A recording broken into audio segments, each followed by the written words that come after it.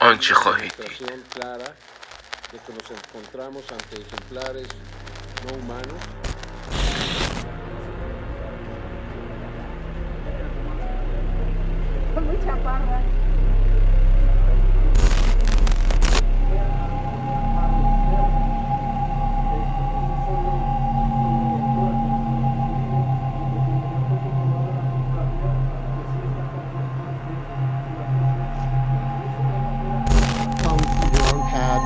Try from your memory to draw a picture of the creature that you saw.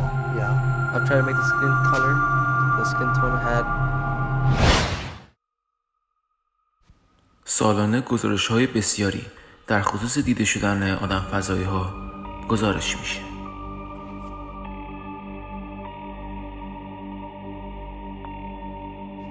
ولی آیا تمام این گزارش‌ها به صورت عموم فاش میشه؟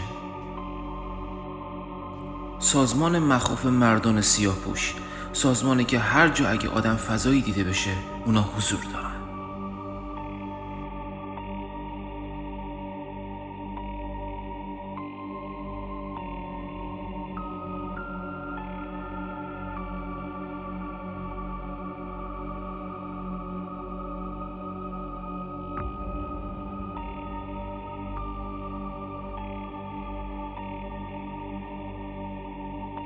به گزارش‌های شنیده شده اونا اصلا انسان نیستن، قدهای بلند، بدون ابرو، صورتی کاملا سفید و مرده دارن و هر جا وجودی از عوامل بیگانگان وجود داشته باشه اونا حضور دارن و تمام مدارک رو جمع میکنن. با این تفاسیر پس اونا چطور نتونستن جلوی پخش شدن خبر به این بزرگی رو بگیرن؟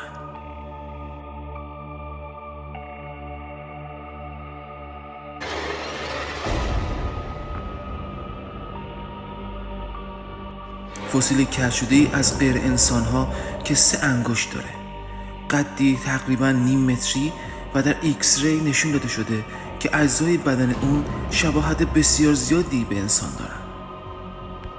این کشف بزرگ که دنیا رو تکون داده در مکزیک پیدا شده. آیا این کشف جدیدیه یا تازه برای عموم مردم دنیا فاش شده؟ اونها دارن چی رو از مردم دنیا قایم میکنن؟ اونا میخوان چی رو ما ندونیم؟ وجود بیگانگان، وجود بیگانگان، وجود بیگانگان، وجود بیگانگان، وجود بیگانگان.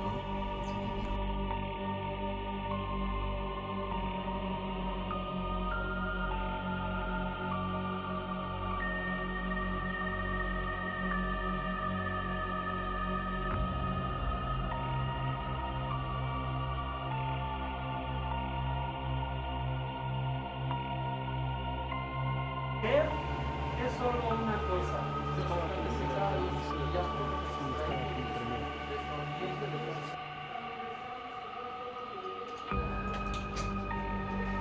Cuando el desierto de Nazca y de Palpa del Perú era el fondo, un estudio que ya se nos había ocurrido hace algunos años de la ciencia, de participar en el estudio procesal. Ponga usted mucha atención, por favor.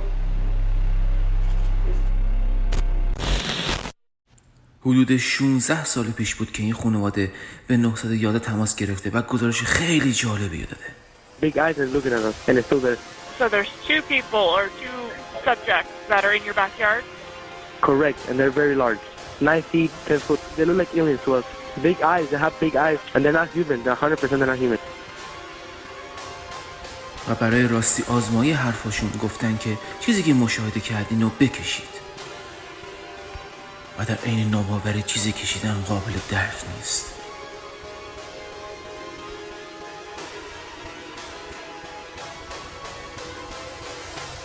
شماها چی فکر میکنین؟ آیا این همه؟ آیا این همه؟